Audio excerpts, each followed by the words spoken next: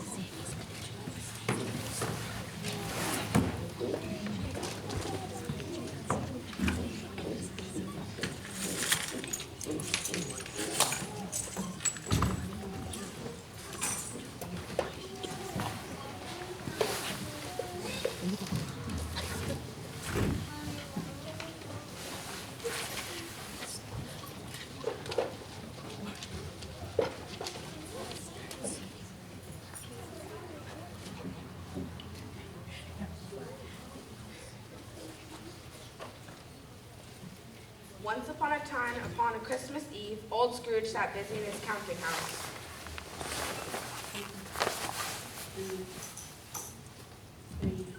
Merry Christmas, Uncle. Bah, humbug. Christmas a humbug? You don't mean that, I am sure. I do. Else upon Merry Christmas. If I would, but Merry Christmas also should be boiled in his own pudding. He should. Uncle! You keep your Christmas in your own way. Just like me, it's mine. Keep it, but you don't keep it. Let me leave it alone then. Much good may it do you. Much good it has ever done you. I've always thought of Christmas as a good time, a kind, forgiving, charitable, pleasant time. Even though it has never put a scrap of silver or gold in my pocket, I think it has done me good and will do me good. So I say, God bless it. Good afternoon. I'll keep my Christmas humor to the last. So, a Merry Christmas, Uncle. Good afternoon. And a Happy New Year. Good afternoon. For this festival season, Mr. Scrooge, we would like you to give an honorable donation for the poor and destitute who at this time need health, need security, and need warmth. What should I put you in for? Nothing. Would you like to be anonymous? I wish to be left alone. Since you asked me what I wish to win, it is my answer. I don't make myself merry at Christmas, and I can't afford to make idle people merry. I work to support the prisons and workhouses. They cost enough, and those who are badly off must go there. But people would rather die. They'd rather die, but they'd better do it.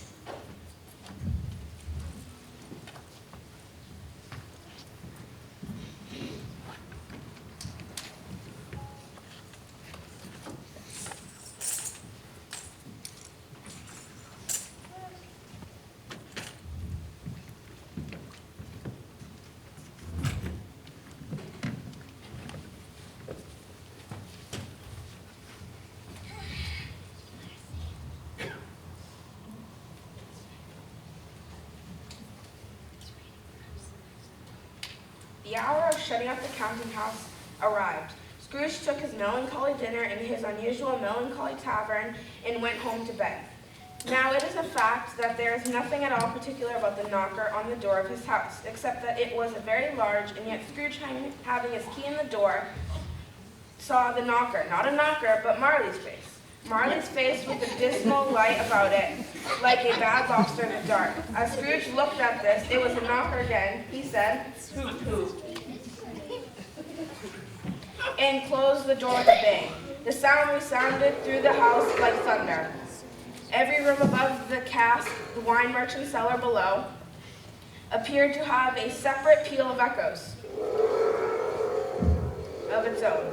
Scrooge was not a man to be frightened by echoes. He fastened the door and walked across the hall and up the stairs. Up Scrooge went, not caring a button for it being very dark. Darkness is cheap, and Scrooge liked it. Quite satisfied, he closed the door and locked himself in. Double locked himself in, which was not custom. Thus secured against surprise, he put on his dressing gown and slippers and his nightcap, and sat down before the very low fire to take his gruel. As he threw his head back in the chair, he happened upon a bell, a disused bell that hung in the room. It was with great astonishment, with a strange dread, that it looked so. As he looked, it saw the bell to begin to swing. Soon it rang out loudly, and so did every bell in the house. This was succeeded by a clanking noise, deep down below, as if some person were dragging heavy chains over the cask in the wine merchant's cellar. Then heard the noise much louder, on the floor below, then coming up the stairs, then coming straight towards his door. It came through the heavy door, and a spectre passed into the room before his eyes, and upon its coming, the dying flame leaped up as though it cried. I know him, Marley's ghost. Does he want with me? Much. Who are you? Ask me who I was. Who are you then? In life, I was your partner, Jacob Marley. The ghost sat down on the opposite side of the fireplace as if he were quite used to it. You don't believe in me. I don't. Why do you doubt your senses? Because a little thing affects them. It could be a lump of mustard, a crumb of cheese, a bit of undigested beef. The There's more gravy about you than grave, friend.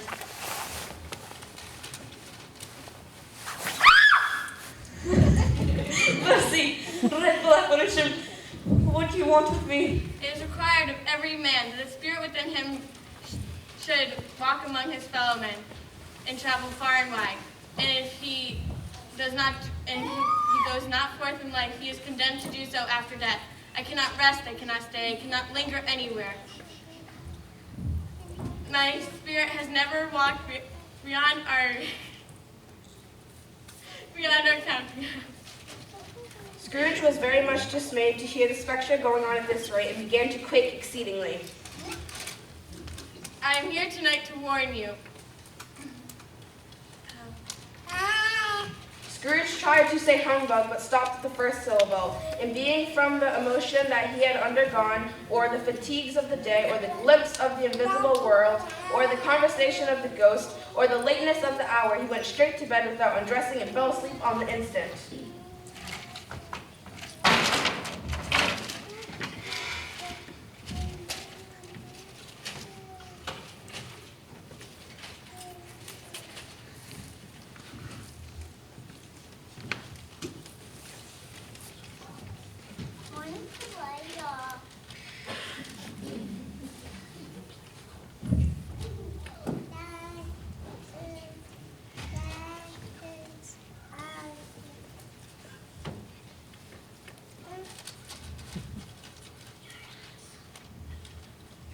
When Scrooge awoke, the church clock tolled a deep, dull, hollow melancholy. 1. Lights flashed up in the room upon the instant, and the curtains of his bed were drawn aside by a strange figure like a child. Are you the ghost whose coming was foretold to me? I am. Well, what are you? I am the ghost of Christmas past. As the words were spoken, they passed through the walls and stood in the busy thoroughfares of a city. It was made plain enough by the dressing of the shops that here too was Christmas time. The ghost stopped at a certain warehouse door and asked Scrooge if he knew it. Know it. I apprenticed here. They went in at the sight of an old gentleman in a Welsh wig, sitting behind such a high desk that if he had been 2 inches taller, he must have knocked his head against the ceiling. Scrooge cried in great excitement. Why, it's old Fezziwig. Old Fezziwig alive again. Bless his heart.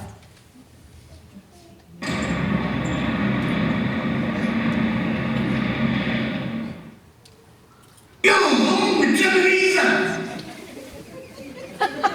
Yo, my boys, no more work tonight. It's Christmas. Let's clear things out, close the shutters.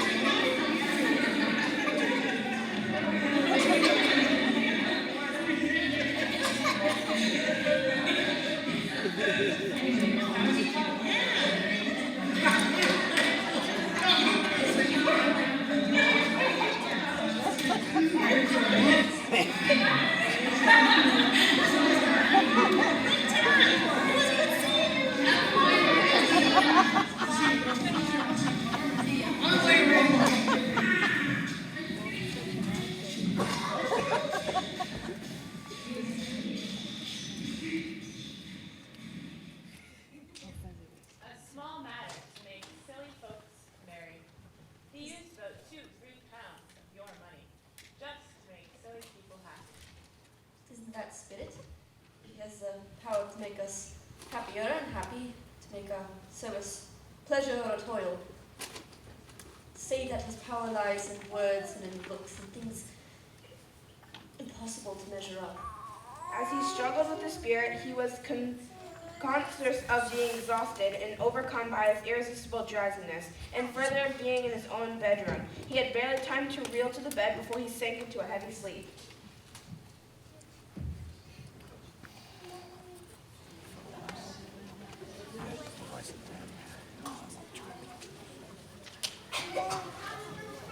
Scrooge awoke in his bedroom. The walls and ceilings were so hung with living green that it looked like a perfect groove.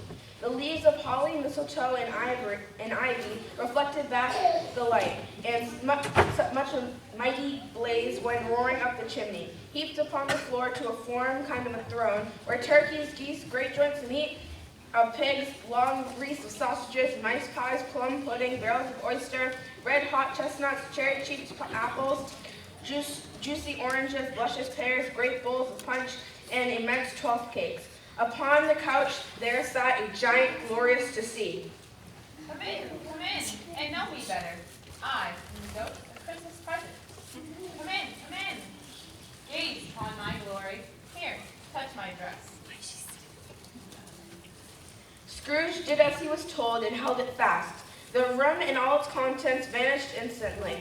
They stood in the city streets upon a snowy Christmas morning. Scrooge and the ghost passed upon the invisible street to Scrooge's clerk, and the threshold of the door the spirit smiled and stopped. Bless Bob's Cratchit dwelling. They then rose up Miss Cratchit. Here is your precious father and your brother Tiny Tim. Oh, there they are.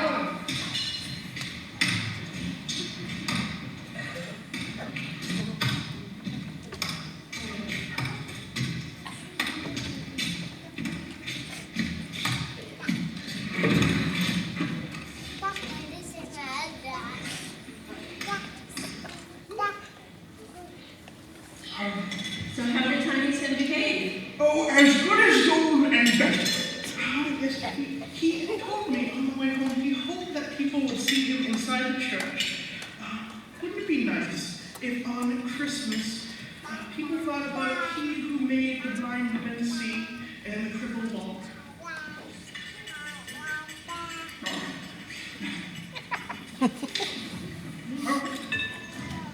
Yeah.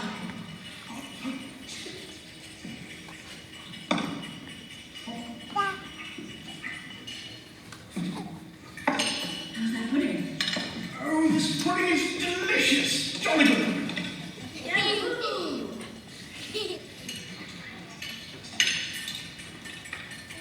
Lovely cooking. Lovely.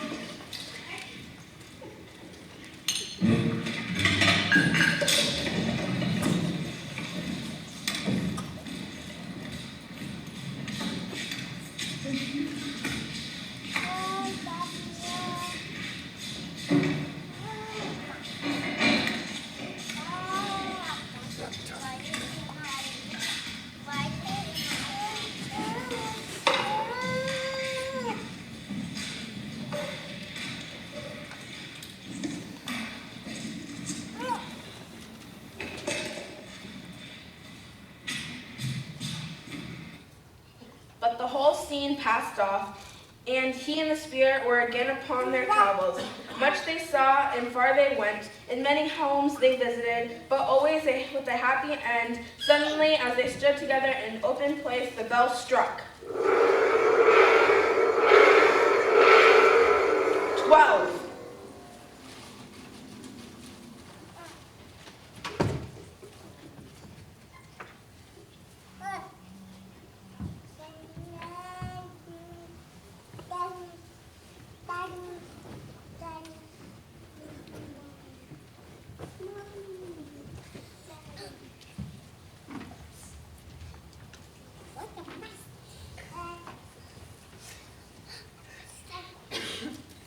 Scrooge looked about for the ghost and saw it no more. As the last stroke ceased to vibrate, he remembered the prediction of old Jacob Marley, and lifting up his eyes, beheld a solemn phantom, draped and hooded, coming in like a mist along the ground towards him.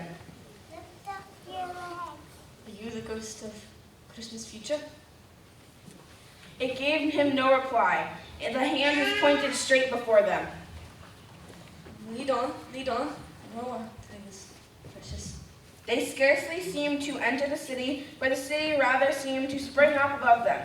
But they were in heart amongst the merchants. The spirit stopped beside one little knot of businessmen. Observing that he had his hand pointed towards them, Scrooge advanced to listen to their talk.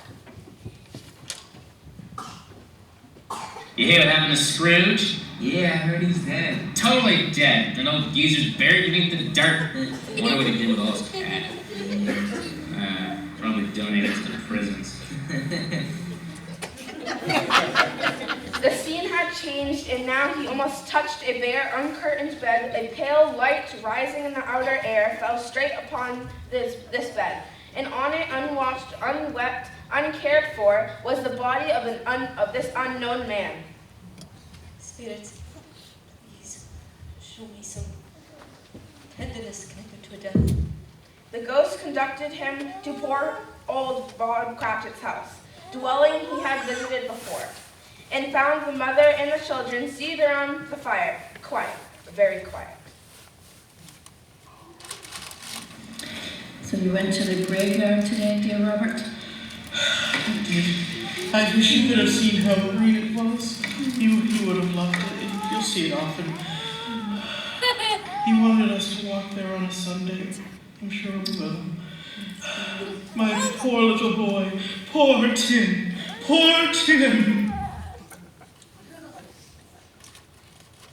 Spirit, who was that man whose face was unclouded? The ghost of Christmas yet to come conveyed him to a dismal, stretched, ruinous churchyard. The spirit stood among the graves and pointed down to one. Scrooge crept towards it and trembling as he went, and following the finger, read upon it the stone of the neglected grave of his own name, Ebenezer Scrooge. No, Spirit, no, Spirit. I'm a changed man. I'll keep Christmas in my heart if it pleases you. Holding up his hand in one last prayer to have his fate reversed, he saw an alternation of the phantom's hood and dress. It shrunk, collapsed, and dwindled down into a bedpost. Yes, the bedpost was his own. The bed was his own. The room was his own. The best and happiest of all, the time before him was his own to make amends. He checked his transports by the churches, rang out lustest peals he had ever heard.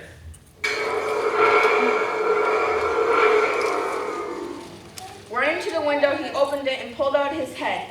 No fog, no mist, no night, clear, bright, stirring, golden day. What day is it? Huh? Well, what's today? It's Christmas. What do you think? I missed it. Oh, do you know the poulterers, the one down the street on the corner? I should hope so. Oh, what a wonderful boy. Do you know the turkey, the big one, not the small prize turkey, the big prize The turkey? one half as big as me? Yes. Could you go fetch it for me? Right now you want me to walk over and get it? No. I mean earnest, please. If you bring the man, I'll give you a shilling, and if you come back in less than 5 minutes, I'll give you half a crown. The boy was off like a shot. Shot?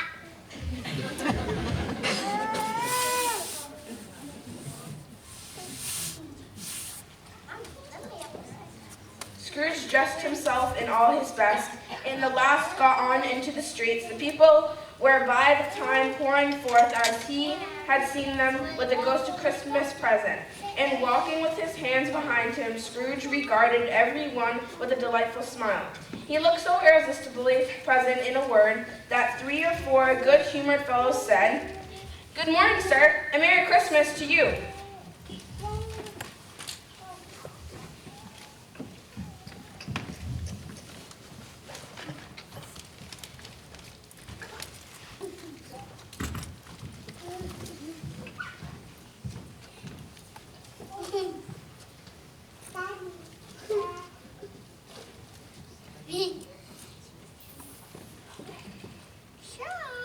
He was early at the office the next morning. If he could only be there first and catch Bob Cratchit coming in late.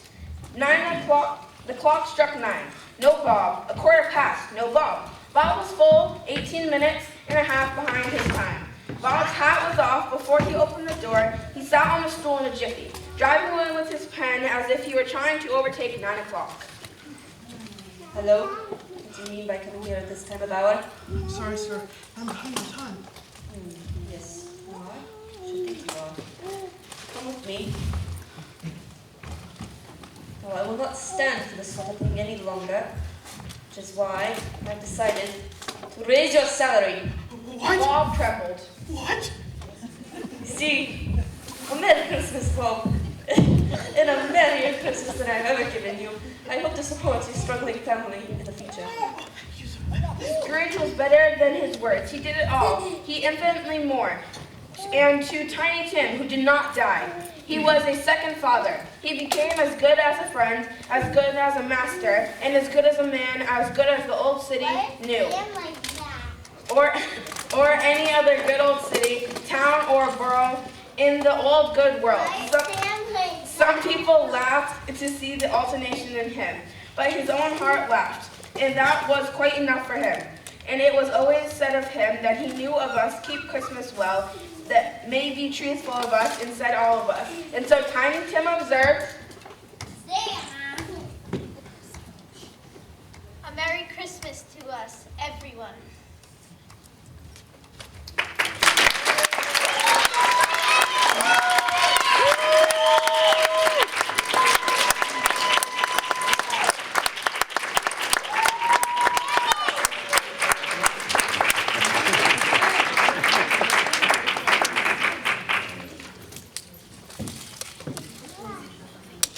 Hi, I'm Jan, their nurse. I'm the principal of the school. I hope you enjoyed our show tonight. I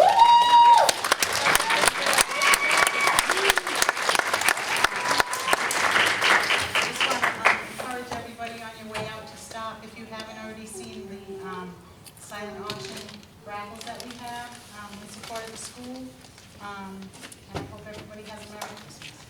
Thanks again for coming.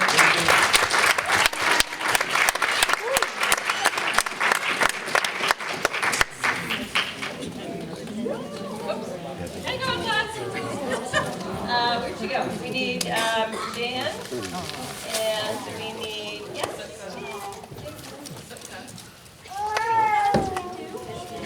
one and two.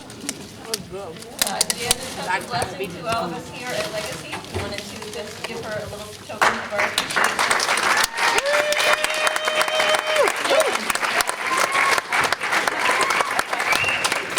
We need Celia.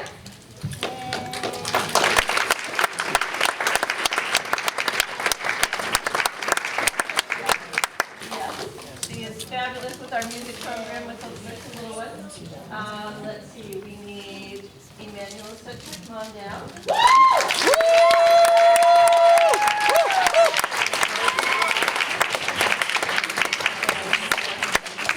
From a director extraordinaire. And we have Jenna, who is helping with the little ones in their dances.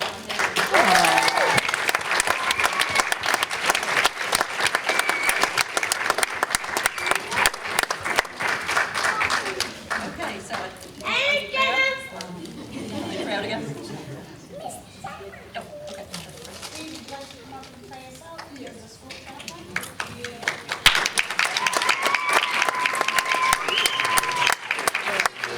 Let's close in prayer. Father, I thank you for each one of our young people who put so much into this tonight, and I thank you for those up on the stage here who worked so hard. And it's a delight to have seen our young people at work and even staff joining in. I pray that we'll be dismissed with your blessing. May we all have a safe trip home. And Lord, bless us all, one and all, in the name of Jesus, amen. Amen.